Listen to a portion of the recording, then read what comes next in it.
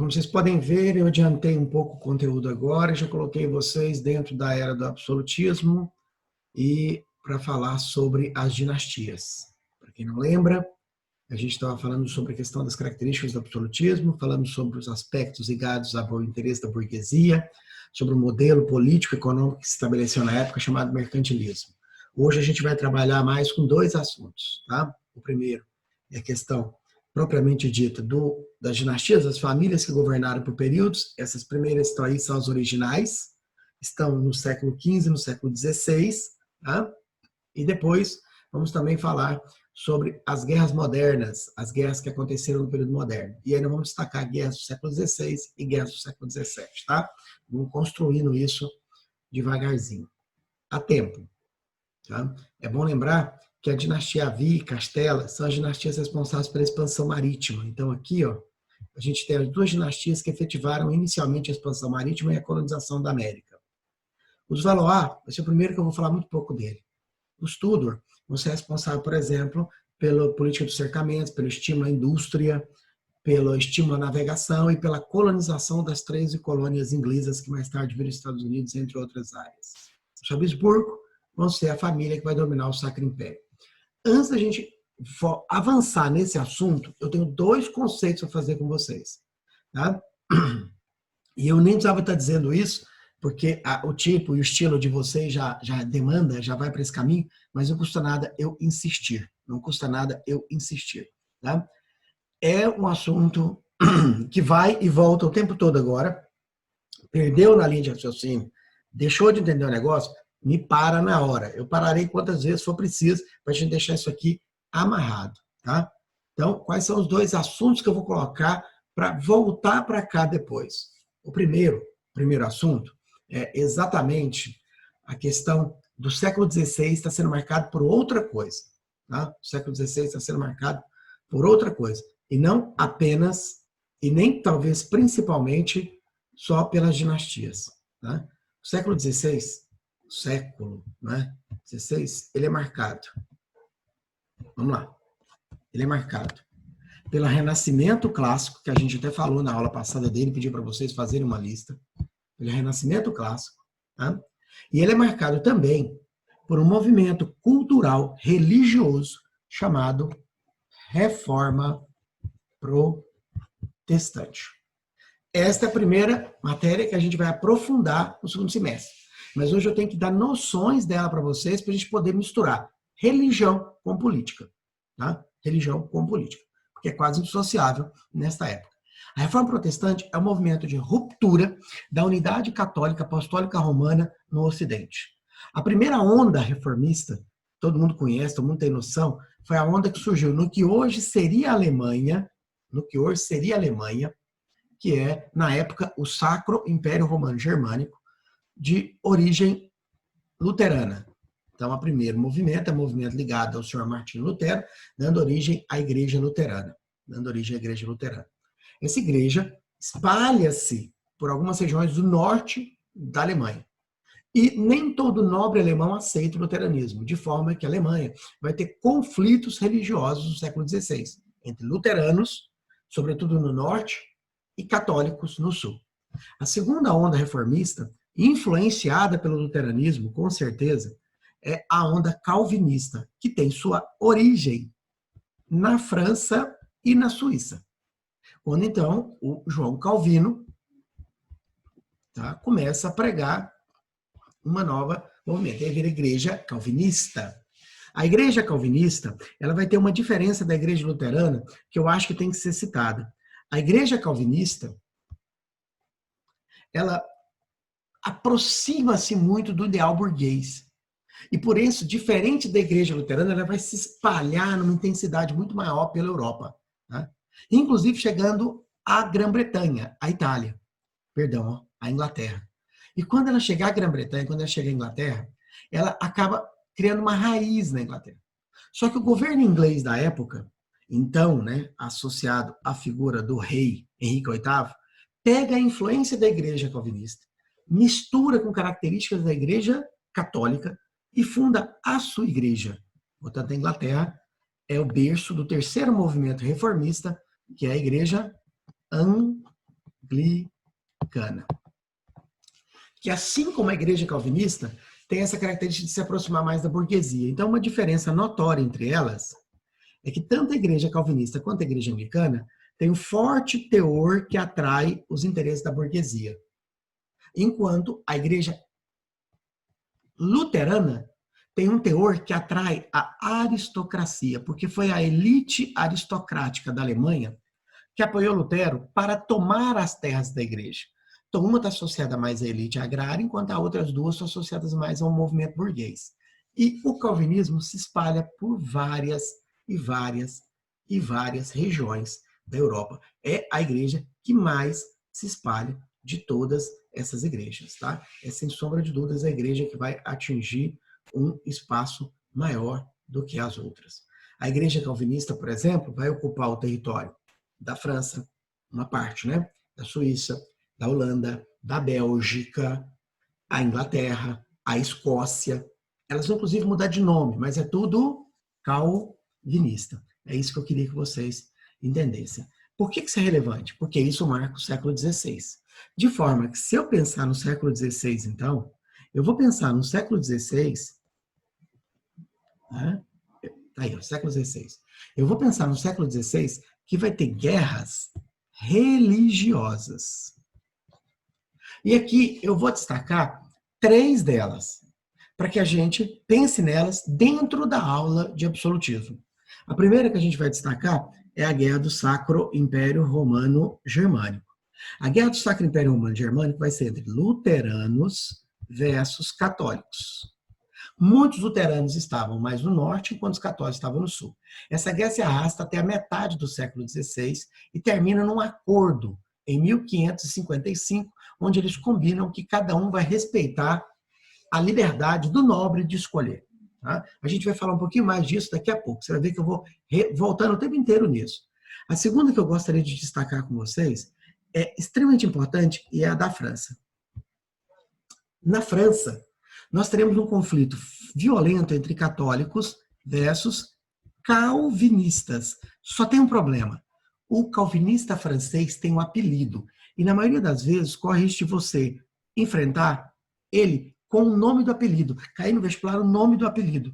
O calvinista francês se chama huguenotes.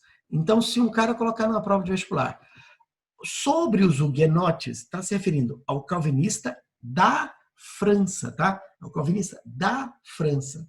Mas vocês viram isso aqui com metralha. O metralha deve ter falado para vocês que os franceses invadiram o Brasil por 2 vezes. A França equinocial e a França antártica. A França antártica, que foi lá no Rio de Janeiro, foi um movimento francês de calvinistas que, perseguidos pelos católicos na França, fugiram para o Brasil. Tá vendo como é que bate? Século XVI, vão ocupar o Rio de Janeiro e depois serão expulsos, em 1567. Tá vendo? Bem no meio do século, mais ou menos. O terceiro, que para nossa matéria de hoje é um pouquinho menos importante, mas eu não acho que a gente não deva saber dele, é o caso inglês. É o caso inglês. Onde nós vamos ter conflito de anglicanos que vão perseguir católicos e calvinistas. Mas, no caso dos calvinistas, também na Inglaterra eles têm o nome de um apelido.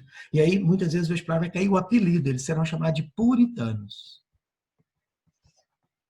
Gente, para o pessoal que está entrando aí agora, e também para ter certeza que todo mundo tem entendido o que eu estou falando, eu não estou dando aula de reforma, a gente não está vendo as características da igreja. A gente está vendo onde essas igrejas surgiram para misturar religião e política, porque nosso assunto ainda é absolutismo e as guerras. E as guerras da época moderna, do período absolutista, terão também teor religioso. No século XVI, essas guerras de teor religioso vão envolver católicos contra protestantes. Não é? Aqui, no caso, a igreja anglicana é a igreja da Inglaterra, e por isso ela persegue os católicos. Muitos fogem para a Irlanda, e por isso até hoje a Irlanda é um país, a parte da Irlanda do Sul, a Irlanda do Norte, que é o Ulster, ainda pertence ao Reino Unido, mas a Irlanda tem uma maioria católica exatamente por causa desse período de perseguição.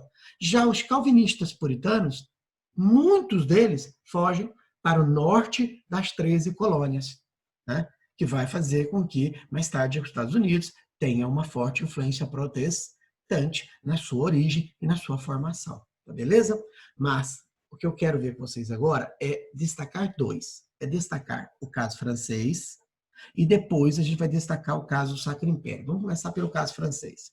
No século XVI, a França, então, viu nascer dentro dela o movimento calvinista.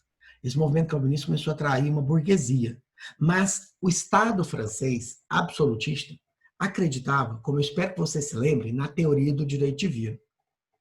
E no século XVI, bem no meio dele, morreu o último Valois. Os Valois foram exterminados, ou seja, ele morreu, o rei, sem deixar um herdeiro. Como ele morreu sem deixar um herdeiro, o trono ficou vago de novo. E a França viu uma guerra entre 3 Henriques. Um Henrique era católico, chamava Henrique de Guizé. O outro Henrique era de origem protestante, chamava Henrique de Navarra. O terceiro Henrique não interessa, é porque eram 3 disputando o trono, mas só 2 tinham poder mesmo e condições de atingir. Só que o Henrique de Navarra venceu os outros 2 Henriques. Só que assim que houve a vitória de Henrique de Navarra, depois eu vou apagar aqui, de Navarra, que vai se tornar Henrique IV, rei da França, muita gente virou para Henrique e falou: Henrique, não adiantou nada você ganhar essa guerra. Não adiantou nada você ganhar essa guerra. Porque a nobreza francesa é de ampla maioria católica. E eles não vão aceitar, em hipótese nenhuma, um rei protestante. Henrique de Navarra, percebendo a objeção da nobreza francesa e a objeção da Igreja Católica à sua coroação, declarou-se católico. Portanto, oficialmente ele era católico. Criou-se até uma frase famosa atribuída a Henrique IV de Navarra: Paris bem vale uma missa. Escute isso e tente interpretar o que ele está visando.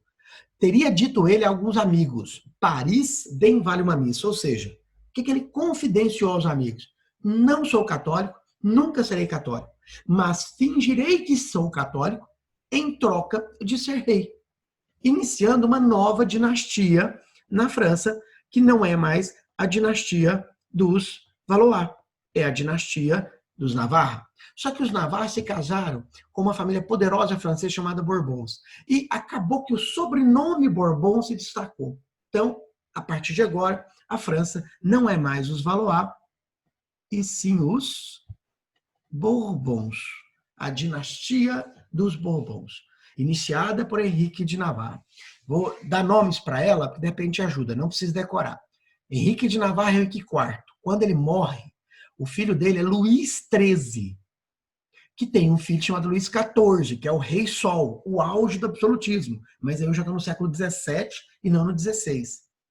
Luís XIV é sucedido por Luís XV, que é sucedido por Luís XVI. E aí eu já estou no século XVIII. Luís XVI é aquele da Revolução Francesa. Então a dinastia dos Bourbons, ela não só atinge o auge do absolutismo, como ela também marca o declínio. É a era dos Luíses. Luís XIII, Luís XIV, Luís XV e Luís XVI. Tudo começa com este homem Henrique de Navarra. E uma curiosidade da matéria de reforma dentro dessa parte. Henrique de Navarra fingiu que era católico, mas não era. E lembre-se que a França estava tendo um conflito entre católicos e protestantes muito forte. Por isso, Henrique de Navarra assina uma lei chamada Édito de Nantes.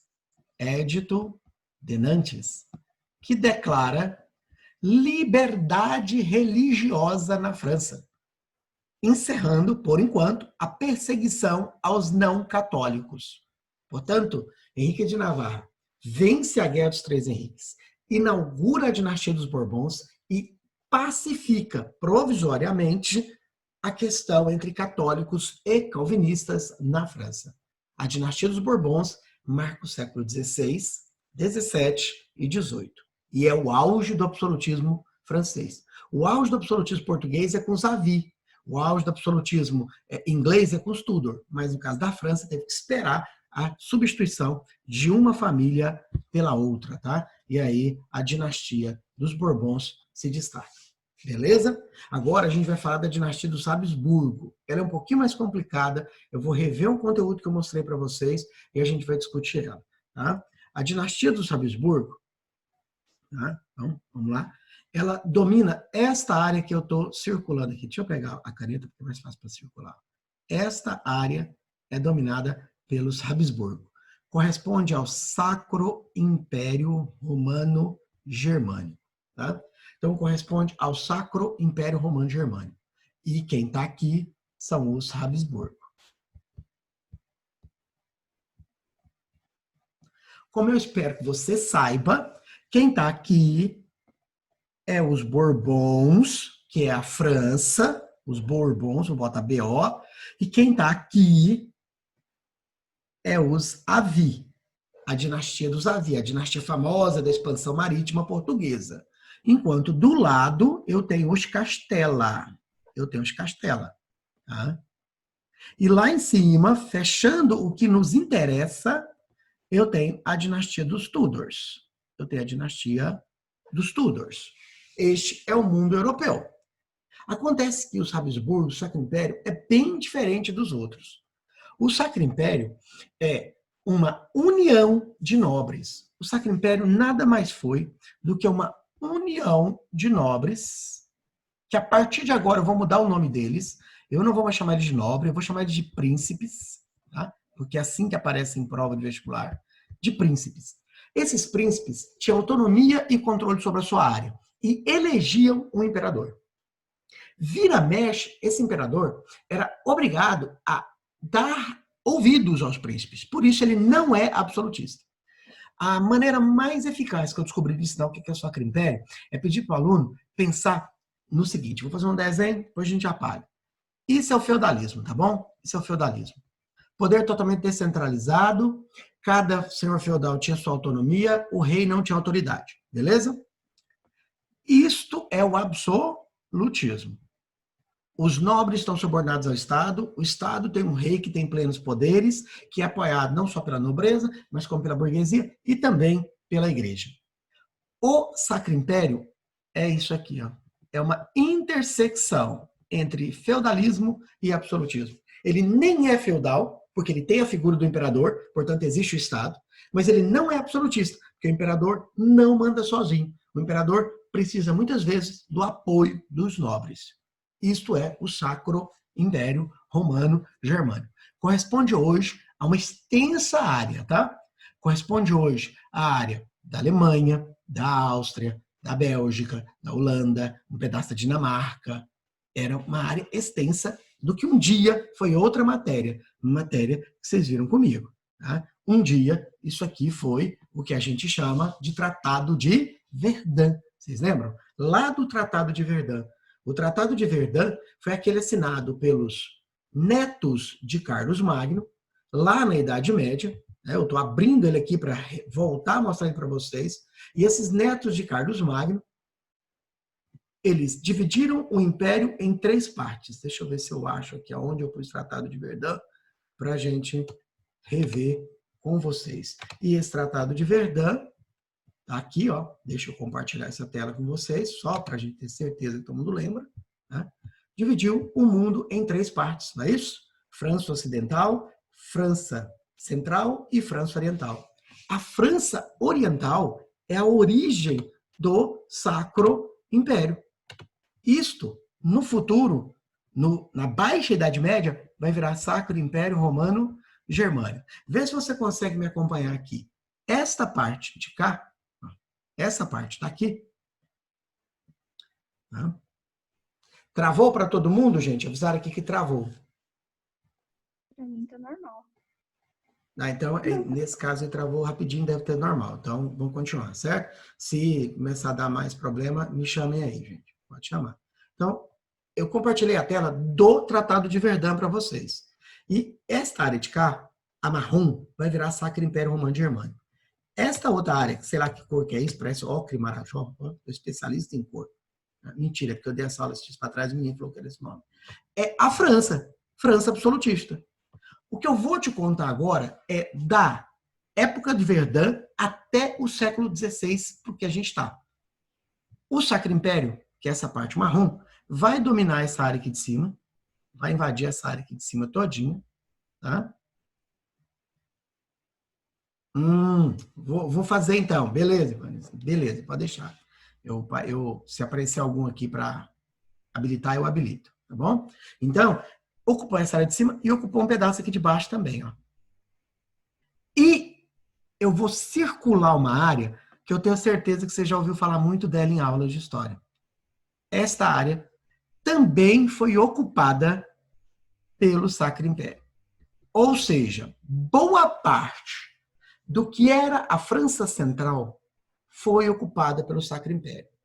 E a área que eu circulei para vocês tem um nome histórico de peso. Ela chama Alsácia-Lorena. Esse é o nome da área, tá? Alsácia e Lorena.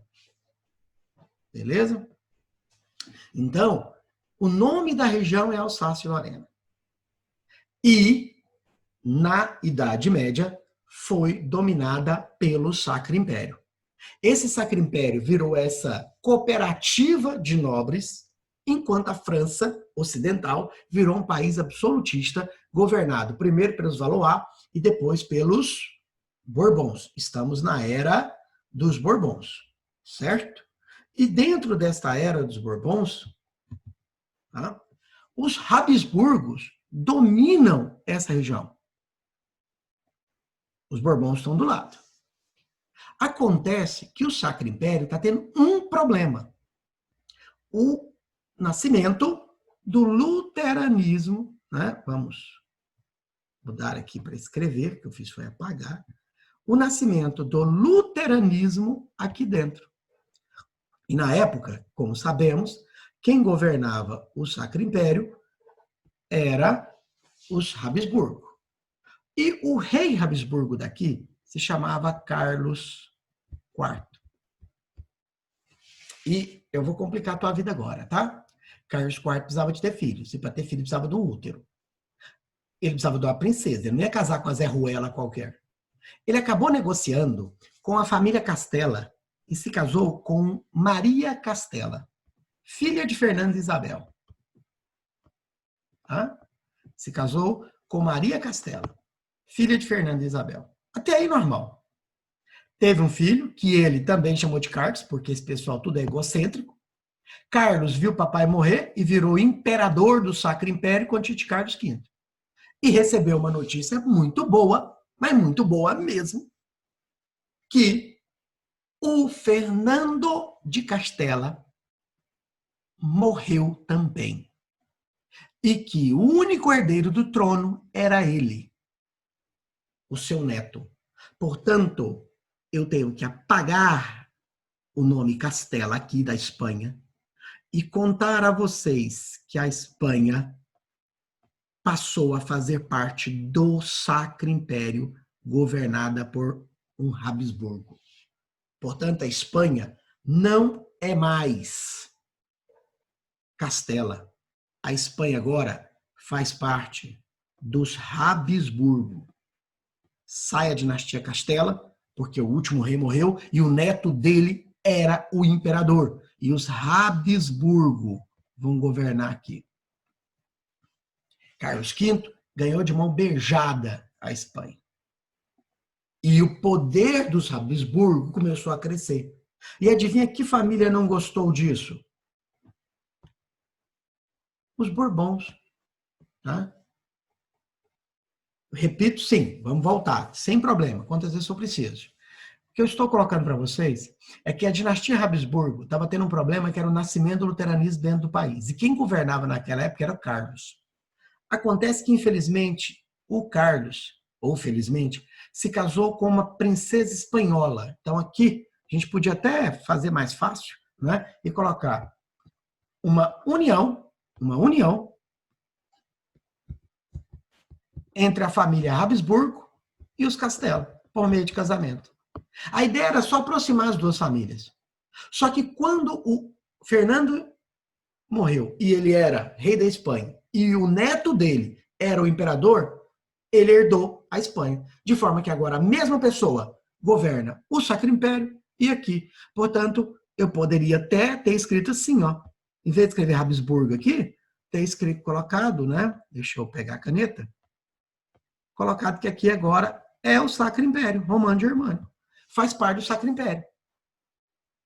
Quem não gostou disso, gente, foi os Bourbons. Reparem no que eu estou te falando. Os Bourbons se sentem cercados. Os Bourbons percebem que tem Habsburgo no Oriente, tem Habsburgo no Ocidente. Parece que eles querem dominar a Europa. Qual é a única coisa que está atrapalhando os Habsburgo de pensar em dominar a Europa? Eles têm uma guerra interna, aula já dada, a questão luterana. Eles têm, né, dentro da questão do protestantismo, está tendo, dentro do Sacro Império Romano Germânico, um confronto entre luteranos versus católicos. E por isso o Sacro Império está mais preocupado com uma questão interna do que em dominar a Europa. Mas é uma questão de tempo. E lembrem-se, isso é extremamente importante para eles. Tanto o Sacro Império quanto os Bourbons são herdeiros do Império Carolíngio. Os Bourbons governam o que seria a França Ocidental e o Sacro Império está governando, né, os Habsburgo, o que seria a França Oriental e a França Central. Então, ambos se dizem herdeiros de Carlos Magno. Como Carlos Magno dominou tudo, qualquer um dos dois pode pleitear dominar tudo. Por isso, a preocupação dos Bourbons com os interesses do Sacro Império expansionistas. Mas o Sacro Império está envolvido nessa guerra. Algo para piorar a situação. Te falei, o negócio hoje vai ser lindo, tá? Eu vou socar a informação até o talo. Olha essa situação, gente. Sabe como é que chama o Sacro Império? Esse é o nome dele. Esse é o nome do Sacro Império no auge. O Sacro Império se intitulou o Primeiro Reich, que significa, numa tradução livre, o primeiro grande império, o primeiro império germânico. Portanto, se eu me intitulo o Grande Império, eu estou dizendo que eu tenho tendência expansionista. E os Bourbons perceberam isso. Os Bourbons se sentem acuados, cercados, espremidos pelos Habsburgos. A tensão entre Bourbons e Habsburgo só vai aumentando ano a ano, década a década, dentro do século XVI para o XVII. Mas parece que tudo já estava complicado, se complicou um pouquinho mais. Esse Sacro Império vê na figura de Carlos V. Carlos V, o imperador é católico, tá? O imperador é católico. Uma preocupação muito grande com o avanço do luteranismo. O luteranismo está avançando sim, tá? O luteranismo está se espalhando. E ele teme que o luterano use o Sacro Império, né? Porque é tudo um território só, para aproveitar para expandir. E por isso, o imperador Carlos V, no século XVI, toma uma atitude que poucos homens da história da humanidade teriam coragem de tomar. Abre mão de boa parte do poder dele. Ele pega o Reich e fragmenta. É o fim do Primeiro Reich. Tudo isso devido à relação entre a época moderna e o protestantismo. Tá? Ele fragmenta. Ele pega o império dele e fragmenta em 3 partes. Ele pega uma parte para ele, né? Vamos apagar isso aqui e começar de novo. Ele pega uma parte para ele e fala: esta parte é minha, daqui para frente vai ser chamada de Confederação Germânica e é o meu território. Chama o irmão dele e fala: Marinho, esta parte de baixo é vossa, e você comanda ela. Hoje é a Áustria. Tá? Hoje é a Alemanha. Espero ter ficado claro. Nossa, essa Alemanha saiu feia, né? Hoje é a Alemanha. Tá? Quase saiu um palavrão. Hoje é a Alemanha. E ele chama um sobrinho indireto. Beleza. E ele chama um sobrinho direto e fala para esse sobrinho assim: você nasceu na Espanha. Você quer ser rei da Espanha? Eu exijo uma única coisa: que você continue usando o nome Habsburgo. Mas você será o rei da Espanha. Ele deve ter virado para o cara e falou assim, eu sempre me senti Habsburgo. E por isso, a Espanha volta a ser governada por um rei espanhol, só que Habsburgo. E aqui eu terei um Habsburgo, e aqui eu terei um Habsburgo. Só que agora administrações diferentes. Mas não sei se você reparou, quando eu fiz o desenho de novo, eu deixei uma área vazia. Esta área aqui. Esta área também pertencia ao Sacro Império, mas ela não passou a fazer parte da Alemanha. Ela ficou com outra pessoa. O pessoal que mora aqui chamava bávaros. São os holandeses, gente. São os flamengos. Lembra Flandres? São os belgas. Eles não são germânicos, eles não são alemães. Eles têm uma língua diferente, uma cultura diferente. E por isso o imperador deixou eles separados. Mas fez o que não deveria fazer. Virou para Felipe I, rei da Espanha, Felipe Habsburgo, o sobrinho dele, e falou, Felipe, quer esta área para você? Hein? Então você, além de ser rei da Espanha, vai ser rei dos Países Baixos. Ele aceitou.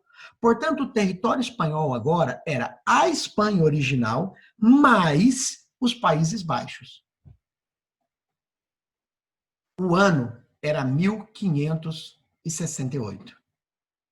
E imediatamente, os Países Baixos, os holandeses, os belgas, não aceitaram e declararam a independência, provocando a primeira guerra política, as guerras modernas. Uma guerra que se inicia no século XVI e se arrasta até o século XVII. Uma guerra entre a Espanha versus a Holanda. Estou colocando a Holanda com metonímia, é Holanda, Bélgica e Luxemburgo, ou se você não quiser escrever Holanda, pode escrever Países Baixos. Esta guerra é pela independência da Holanda, certo? Que está dominada pela Espanha. E essa guerra tem nome, até porque quase todas as guerras da história têm nome, né? O nome dessa guerra é Guerra dos 80 anos. Porque ela começa em 1568, logo depois da divisão feita por Carlos, e termina em 1648, no século XVII. Essa é uma guerra entre a Espanha e a Holanda, pela independência da Holanda. Essa guerra é uma guerra entre os Habsburgos contra Amsterdã, certo? Portanto, dentro do protestantismo, eu tenho uma disputa que leva ao fim do Terceiro Reich. E na fragmentação dele, o que era uma questão religiosa vira uma questão política. Uma guerra agora entre Holanda, que quer a independência, e a Espanha, que não aceita a independência. Volta mais um quadro. Quem está na Espanha? Os Habsburgos. Quem está no Sacro Império? Os Habsburgos. Se você fosse o rei da Espanha, Felipe I, a quem você pediria ajuda nessa guerra? É óbvio, aos seus primos. Quem são seus primos? O Sacro Império. O Sacro Império. Formado por Áustria e Alemanha agora. Você vai pedir ajuda aos primos. E isso incomodou o do meio, gente. É só olhar para o mapa. Se os Habsburgos da Espanha pedem ajuda à Alemanha e à Áustria, olha quem está no meio disso. Olha quem está aqui pensando assim, meu Deus do céu, eu estou cercado. A França. A França. Até aqui fomos. Porque agora eu vou puxar um fio que eu não puxei ainda para falar um pouquinho de uma entralha. Enquanto tudo isto ocorria na Europa, você sabe, tem a sapiência de que os nossos queridos portugueses estão formando a sociedade açucareira, ou não? E você sabe sim, que para os portugueses formarem a sociedade açucareira, eles precisaram de dinheiro de investimento. E o dinheiro de investimento veio exatamente de quem, gente? O dinheiro do investimento veio exatamente dos holandeses. Não é isso que você aprendeu com metralha? E, portanto, os holandeses que estão em guerra com os espanhóis estão fazendo uma parceria com Portugal para investir no Brasil. E quem reclamou disso? O rei da Espanha. O rei Felipe I, virou para o rei de Portugal e falou para ele assim: porra, Dom João, que merda, Dom João. Você é aliado do meu inimigo, Dom João. A gente faz o que pode. Eu falei assim, sério mesmo que você é meu vizinho, lutamos juntos na nossa história de formação e você agora vai ficar com esses protestantes desgraçados holandeses? Qual é a resposta de Portugal? Vira para Felipe e fala: se você quiser casar com a princesa portuguesa, pode. A gente também faz aliança com você. E por isso o rei Felipe se casou com a princesa portuguesa. Essa princesa portuguesa teve um filho, com ele, é claro. E esse filho vai se chamar Felipe II e vai virar rei da Espanha. Acontece que enquanto o rei da Espanha, Felipe II, governava, era coroado na Espanha e governava, em Portugal você conhece pelo Metralha quem é que se tornou rei de Portugal. O cara que se tornou rei de Portugal se chama Dom Sebastião. Opa! Dom Sebastião. E eu não sei se você se lembra, Dom Sebastião sumiu lá em Marrocos, desapareceu. E quando Dom Sebastião desapareceu em Marrocos, o trono português ficou vago, não ficou? E quem era o herdeiro? Um sobrinho que era rei da Espanha. Todo mundo conhece essa matéria. O Metralha até que fala com uma expressão bonita. Eu chamo de União Ibérica. Ele fala União das Coroas Ibéricas. Portanto, Filipe II, que era rei da Espanha e estava em guerra com a Holanda, agora também é rei de Portugal, unindo as duas coroas após a morte de Dom Sebastião em Marrocos, na África. O que significa agora que Portugal e Espanha fazem parte da União Ibérica. Um país só. O que nos obriga a mudar lá de novo. Não é mais dinastia Avi, ou é? A dinastia Avi não existe mais, velho. A dinastia Avi foi substituída pelos Habsburgo. E, portanto, Portugal e Espanha estão unidos agora. A União Ibérica começa em 1580 e vai até 1640. Então, a União Ibérica começa em 1580, portanto, ela está dentro da Guerra dos 80 anos, tá vendo?